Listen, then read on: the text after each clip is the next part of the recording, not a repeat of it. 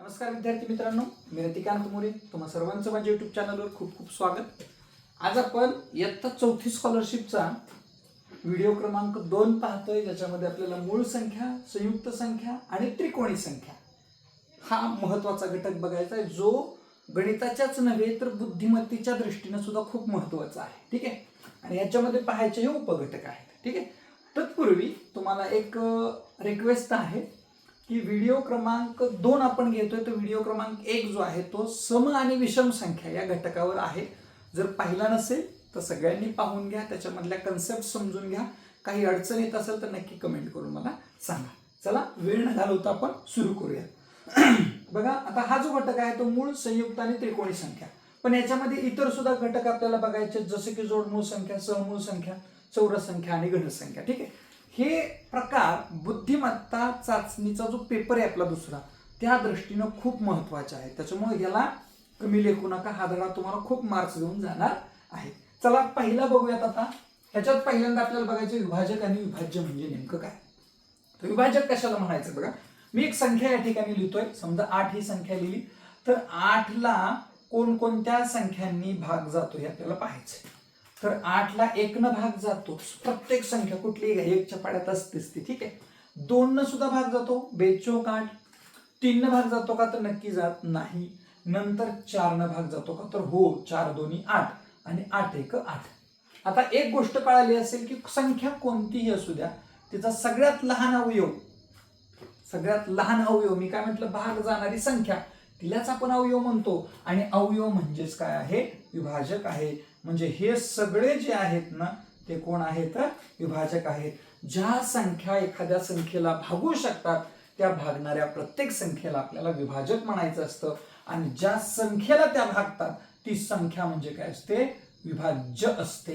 म्हणजे मी जर प्रश्न विचारला 16 ही संख्या 4 ने विभाज्य आहे का, तर तुमचं उत्तर असेल हो, 16 ही 4 ची विभाज्य संख्या आहे. लक्षात येत आहे. म्हणजे भाग ज्याला जातोय ती विभाज्य आणि ज्यानं जातोय तो विभाजक. सिंपल. ठीक आहे. मग आता हे विभाज्य आणि विभाजक का बघणं गरजेचं आहे, कारण आपला जो पुढचा प्रकार आहे मूळ संख्या आणि संयुक्त संख्या, याच्यासाठी आपल्याला ही कन्सेप्ट कळणं गरजेचं आहे. आता बघा, मूळ संख्या आणि संयुक्त संख्याचा थोडा विचार करूयात आपण. सुरुवातीला आपण इथं मी लिहितोय मूळ संख्या आणि या ठिकाणी लिहितोय मी संयुक्त संख्या. आता बघा, या ठिकाणी मूळ संख्या कशाला म्हणतात ह्याच्यावर आपण थोडंसं पाहूया. तर मी एक संख्या या ठिकाणी लिहितोय 17. या 17ला कोणकोणत्या संख्यांनी भाग जातो हे आपल्याला पाहायचंय. तर मी पहिल्यांदा बघेल 1 न जातो का, तर जातो, कारण प्रत्येक संख्येला जात असतो.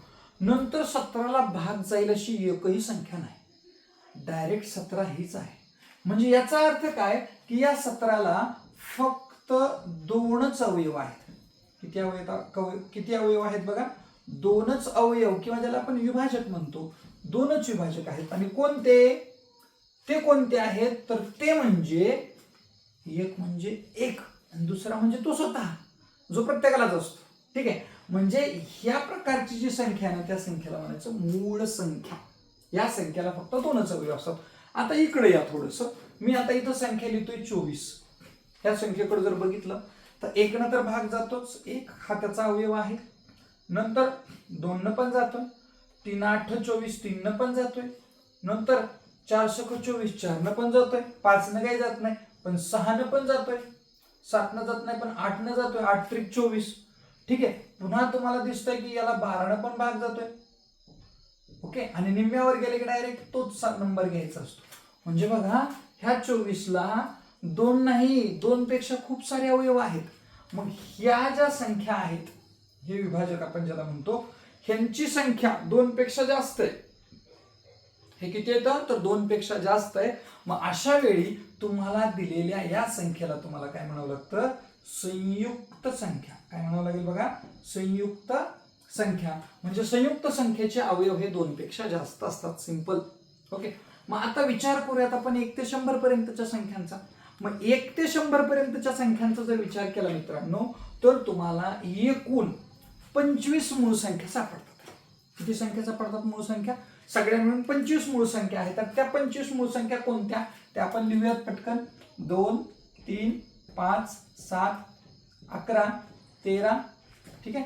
त्याच्यानंतर 17 19, पुढे 23 नंतर तुम्हाला भेटणार आहे 29 नंतर येते 31 नंतर येते 37, नंतर यायला पाहिजे 41 43, त्याच्यानंतर येते तुमचं 47, 51 काय येत नाही 53 आली, ठीक आहे. 53च्या नंतर जाऊयात आपण.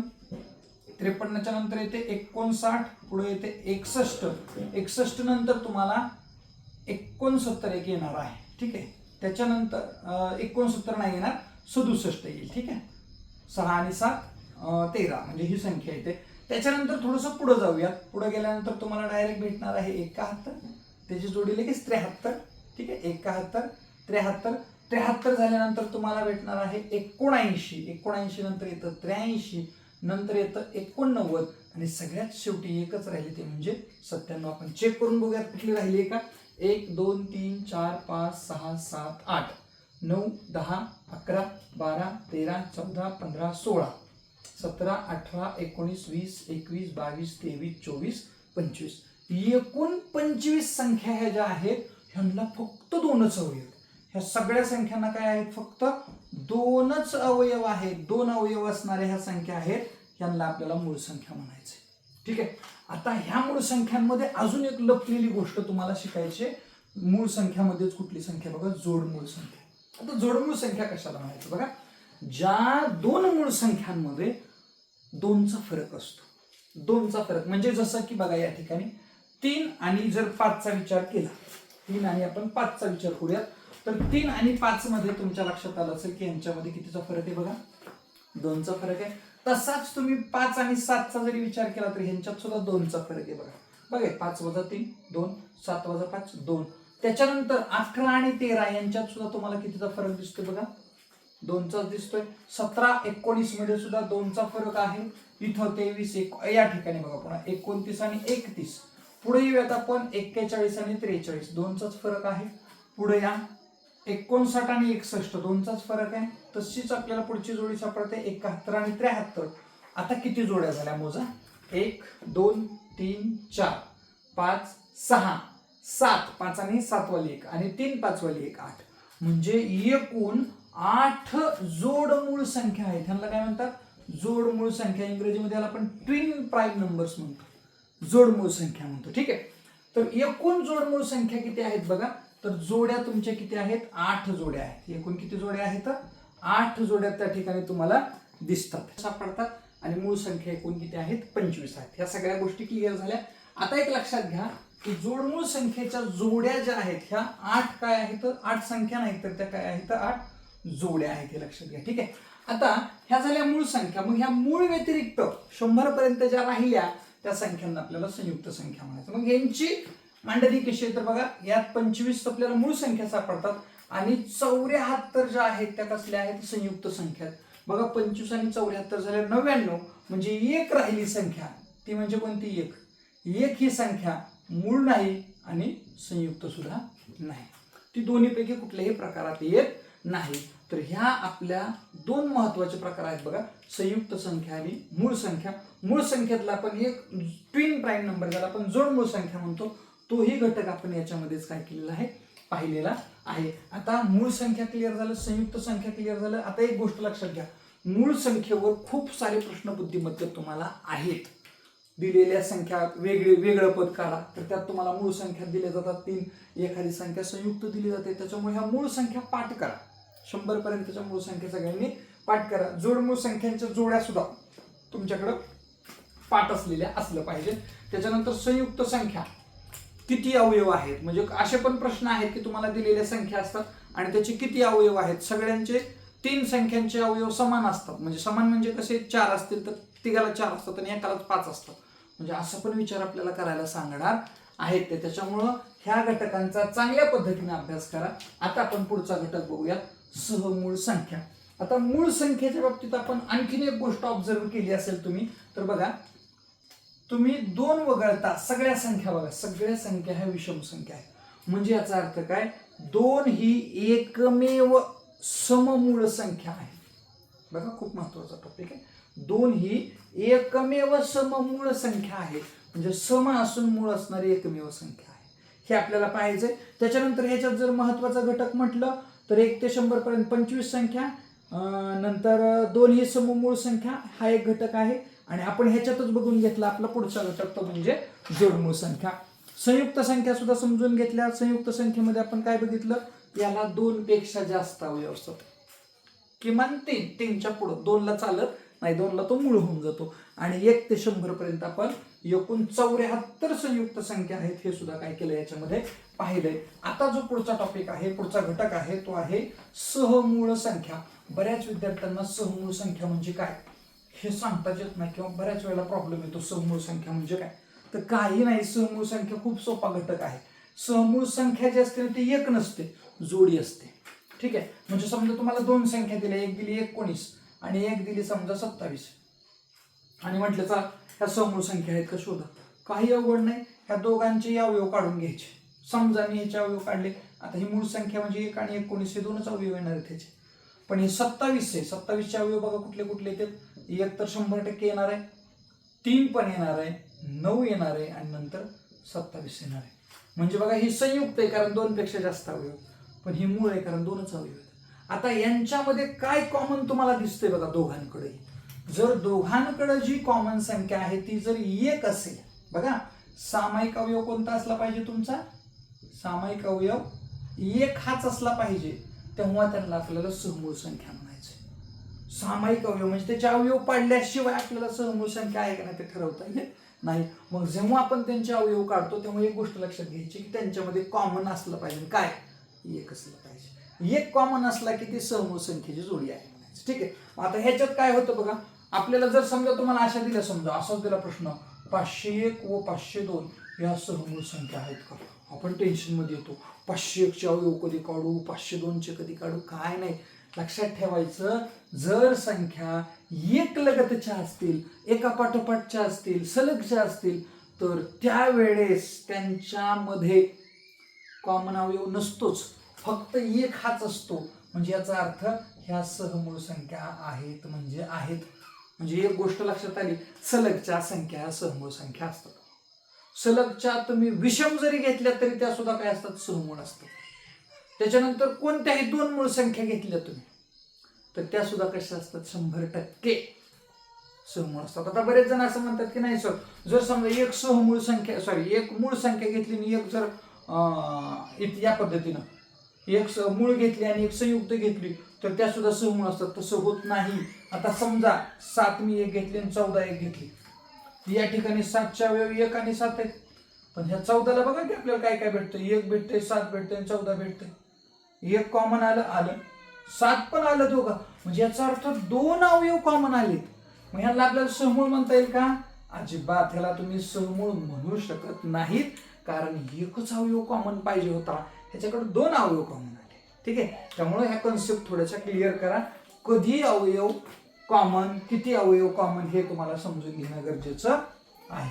ठीक आहे, त्याच्यानंतर पुढचा जो टॉपिक आहे, पुढच्या टॉपिक मध्ये आपल्याला बघायचे त्रिकोणी संख्या म्हणजे काय.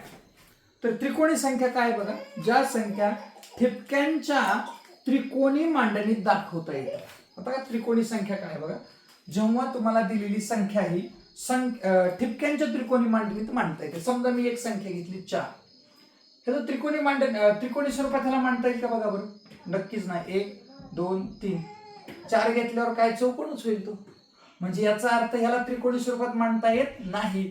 पण जर मी 3 ही संख्या घेतली तर बघा बरं, 1 या ठिकाणी आला, 2 इथं आला आणि 3 इथं आला. ठीक आहे, म्हणजे याचा अर्थ 3 ठिपके मांडले, तुमचं त्रिकोण तयार झाला. मी जर समजा 5 ही संख्या घेतली तर बघा बरं, 1 2 3 4 5 पण इथं राहतंय. ओके, म्हणजे इथं 1 यायला पाहिजे होता, म्हणजे 5 ही सुद्धा त्रिकोणी संख्या नाही, 6 ही त्रिकोणी संख्या, कारण ह्याच्या सगळ्या बाजू सुद्धा सारख्या असावे लागतात. इकडे 3 बिंदू असेल तर इकडे 3 बिंदू, इकडे सुद्धा 3 बिंदू असले पाहिजेत. त्रिकोणी संख्येचा महत्वाचा गुणधर्म आहे. आणि ह्या सुद्धा संख्या, त्रिकोणी संख्या सुद्धा आपल्याला पाठ असल्या पाहिजेत, कारण खूप सारे प्रश्न त्रिकोणी संख्येवर सुद्धा जातात. मग त्रिकोणी संख्या किती आहेत, तर 1 ते 100 पर्यंत एकूण 13 त्रिकोणी संख्या आहेत. किती त्रिकोणी संख्या आहेत बघा, 13 त्रिकोणी संख्या. त्या कोणत्या? तर पहिली आहे 1, नंतर आहे 3, नंतर आहे 6, नंतर आहे 10, 15, 21, 21 नंतर येते 28, 28 नंतर येते 36, नंतर येते 45, नंतर 55, पुढे येते 66, 66 नंतर येते 78 आणि 78 नंतर येते तुमची 91. बघा सगळ्या झाल्या का? 1 2 3 4 5 6 7 8 9 10 11 12 आणि 13, 1 ते 100 पर्यंत एकूण 13 त्रिकोणी संख्या आहेत. आता बघा ह्याच्यात आपल्याला प्रश्न आहे एक येतो महत्वाचा, तो म्हणजे त्रिकोणी संख्येचा पाया. आता त्रिकोणी संख्येचा पाया म्हणजे काय? तर ते त्याला मी दोन पद्धतीने सांगेल तुम्हाला त्रिकोणी संख्येचा पाया म्हणजे काय. आता समजा ही संख्या आहे 3, तर हिचा सुरुवातीपासूनचा क्रमांक म्हणजे त्रिकोणी संख्येचा पाया. सुरुवातीपासूनचा क्रमांक म्हणजे त्रिकोणी संख्येचा पाया. किंवा ह्या 3ला तुम्ही कसं मांडू शकता बघा, हे असं मांडू शकता. ह्याच्या पायाला किती बिंदू आहेत बघायचं. पायाला बिंदू किती आहेत? 2 आहेत. म्हणजे ह्याचा पाया जो आहे 3चा तो किती आहे?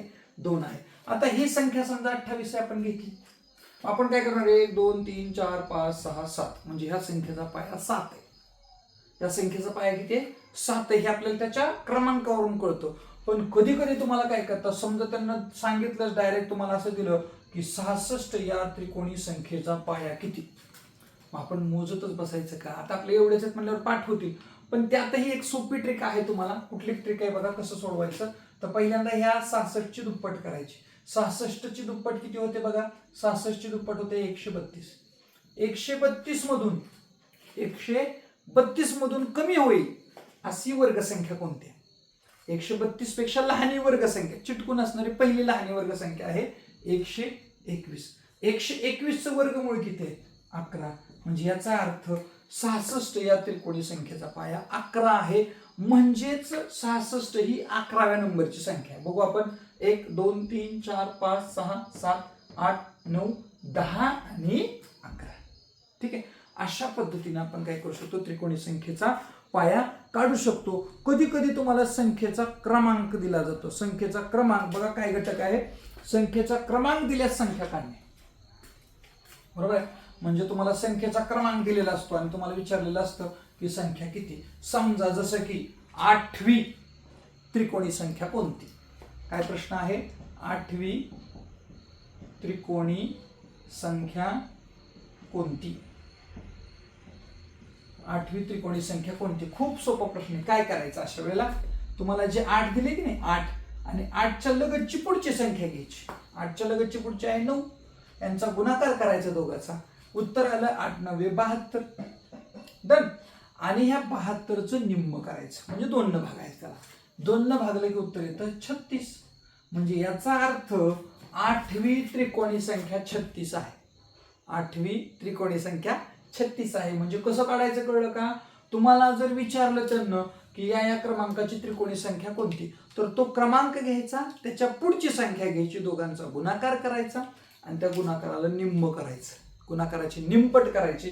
जी निमपट येईल ती तुमची संख्या असते. ठीक आहे. तुमच्यासाठी एक प्रश्न आहे. प्रश्न असा आहे, 10वी त्रिकोणी संख्या कोणती? त्रिकोणी संख्या कोणती? पटकन उत्तर लिहा आणि कमेंटमध्ये मला उत्तर पाठवून द्या. 10वी त्रिकोणी संख्या कोणती? ठीक आहे. लक्षात आली असेल ट्रिक. या ट्रिकनं गणित सोडवा आणि मला कमेंटमध्ये उत्तर नक्की पाठवा. आता पुढचा जो घटक आहे याच्यात आपण आता ह्याच्यात काय काय बघितलं बघा. त्रिकोणी संख्या कोणत्या ह्या पाहिल्या. त्रिकोणी संख्येचं स्वरूप बघितलं. त्याच्यात तिन्ही बाजूला त्रिकोण तयार होतो. समभुज त्रिकोण थोडक्यात ते म्हणजे समभुज त्रिकोण होतं आणि तिन्ही बाजू सारख्या असतात हे आपण त्याच्यामध्ये पाहिलं. त्याच्यानंतर त्रिकोणी संख्येचा पाया कसा काढायचा हे पाहिलं. ठीक आहे. त्याच्यानंतर पाया म्हणजे काय हे तर पाहिलंच. पण तुम्हाला एखाद्या संख्येचा त्रिकोणी संख्येचा पाया म्हणजे काय असतं हे पाहणं गरजेचं होतं. ज्याच्यामध्ये आपण बघितलं तळाची जी काही तुमची हे असणार आहे आडवी रेषा, तर त्याच्यात किती बिंदू आहेत तो म्हणजे पाया. किंवा सुरुवातीपासून तो कितव्या क्रमांकावर आहे ते म्हणजे काय आहे? पाया. एवढ्या गोष्टी आपण पाहिल्या. आणि त्याच्यानंतर आपल्याला आता पुढे जायचंय, घटक घ्यायचा आहे चौरस संख्या. आता बघा त्रिकोणी संख्येमध्ये आपण काय म्हटलं की जेव्हा बिंदू एक त्रिकोण तयार करतात तेव्हा त्याला त्रिकोणी संख्या म्हणायचं. मग आता चौरस संख्येत पण असंच काहीतरी असेल. चौरस संख्येत बिंदू काय करतात? चौरस तयार करतात. चौरस म्हणजे चारी बाजू सारखा असणारा. म्हणजे जसं की या ठिकाणी 4 ही संख्या मी घेतली तर बघा 1 2 3 4 झाला चौरस तयार.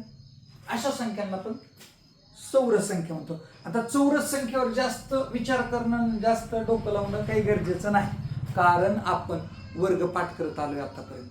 आपले 30 पर्यंतचे वर्ग किमान पाठच पाहिजेत. ठीक आहे. मग याच्यामध्ये जर समजा आपण बघितलं तर 1 ही वर्ग संख्या आहे, 2 चा वर्ग किती आहे बघा 4 ही वर्ग संख्या आहे, तिला चौरस संख्या म्हणायचे. 3 चा वर्ग 9 आहे, तिला चौरस संख्या म्हणायचे. मग 1 ते 100 पर्यंत एकूण 10 वर्ग संख्या आहेत. बरोबर आहे. 1 पासून ते 100 पर्यंत. 8वी वर्ग संख्या कोणती तर 8 चा वर्ग 64 ही 8वी वर्ग संख्या आहे. ठीक आहे. अशा पद्धतीने तुम्हाला चौरस संख्या, ज्याला आपण वर्ग संख्या असं म्हणतो, ठीक आहे, वर्ग काढण्याची, वर्ग करण्याची सोपी पद्धत आहे. आपण त्याच्यावर सुद्धा एखाद्या दिवशी नक्कीच व्हिडिओ बनवूया. आता त्याच्यानंतर येत आहे आपल्याला घनसंख्या. आता चौरस संख्येच्या बाबतीत काही राहतंय का बघूयात. महत्वाचे मुद्दे काढलेले आहेत मी. तर एखाद्या संख्येला त्याच संख्येने गुणले असता येणारी संख्या म्हणजे चौरस संख्या, वर्ग संख्या आपण त्यालाच म्हटलेलं आहे. पुढे म्हटलंय एक या संख्या ठिपक्याच्या चौरसाकार मांडणीने दाखवतात. 4 आपण मांडून बघितलेलं आहे. 36 ला सुद्धा कसं मांडणार 600 झाला चौरस तयार. ठीक आहे. नंतर यांनाच आपण वर्ग संख्या म्हणतो. 1 ते 100 पर्यंत 10 वर्ग संख्या आहेत आणि 1 ते 30 पर्यंतचे वर्ग पाठ असणे अत्यंत आवश्यक आहे. ही सुद्धा खूप महत्वाची सूचना तुमच्यासाठी आहे मित्रांनो. आता त्याच्यानंतर आपल्याला यायचंय घनसंख्या. घनसंख्या म्हणजे काय. तुम्हाला एखादी संख्या दिली, मी 3 ही संख्या दिली, 3 चा घन करा म्हणजे 3 ला बघा किती वेळा गुणलंय 1 आणि इकडं 1, म्हणजे तुम्हाला त्याच 3 चा 3 वेळा गुणाकार करायचा आहे. जे उत्तर येईल ना ते तुमचं काय असणार आहे, घन असणार आहे. कोणाचा, ह्या 3 चा तो घन असणार आहे. हे घन अशा पद्धतीने मांडले जातात, ते आपल्याला पुढे आहे. सध्या आपल्याला 3 चा घन एवढं समजून घ्यायचंय. तर 3 चा घन येतो 27. मग असे तुम्हाला किमान 15 पर्यंतचे घन मित्रांनो पाठच असले पाहिजेत, कारण बुद्धिमत्तेत तुम्हाला ह्या घटकांवर आधारित खूप सारे प्रश्न आहेत. किमान, मी काय म्हणतो नीट ऐका, किमान तुम्हाला या घटकांवरती आधारित, प्रकारावर आधारित 10 प्रश्न तरी दिसतील. प्रश्नपत्रिका काढून बघा, किमान 10 प्रश्न दिसतील. त्यामुळे ह्या धड्याला कमी लेखू नका. हे जेवढं सांगतं तेवढं पाठांतर असलंच पाहिजे. तुमचे मूळ संख्या पाठ असले पाहिजे, संयुक्त संख्या कोणत्या हे कळलं पाहिजे, फक्त बाकी काही नाही. त्याच्यानंतर समविषम तर तुम्हाला येते. त्याच्यानंतर आपण जोडमूळ संख्या कोणते आहेत, त्या कुठल्या 8 जोड्या आहेत त्या पाठच पाहिजेत तुमच्या. समूळ संख्या कशी काढायची, कशी शोधायची माहित पाहिजे. त्रिकोणी संख्या किती आहेत, कोणत्या आहेत, त्याचा पाया कसा काढायचा माहित पाहिजे. चौरस संख्या पाठ असल्याच पाहिजे तुमच्या. कितीपर्यंत सांगितलं मी, 30 पर्यंतच्या. आणि घनसंख्या सुद्धा तुमच्या किमान 15 पर्यंतच्या पाठ असणं अत्यंत आवश्यक आहे. या जर गोष्टी तुमच्याकडे असतील तर तुम्हाला त्या 10 मार्कापासून कुणीही रोखू शकत नाही. ते 10 मार्क तुमचे. मी किमान म्हटलंय 10 पेक्षा सुद्धा जास्त प्रश्न तुम्हाला ह्या घटकांवर दिसणार आहेत. पर्टिक्युलर या घटकावर येणार नाहीत, पण बुद्धिमत्तेत तुम्हाला विसंगत पद काढा, असं करा, तसं करा, ह्याच्यामध्ये काही सारे प्रश्न तुम्हाला दिसणार आहेत. आय होप की या व्हिडिओमध्ये ज्या कन्सेप्ट तुम्हाला समजावून सांगितल्या त्या तुम्हाला समजल्या असतील तर नक्की व्हिडिओला लाईक करा, शेअर करा तुमच्या मित्रांबरोबर, आणि चॅनलवर नवीन असाल तर चॅनलला सबस्क्राईब करा. Okay, thank you.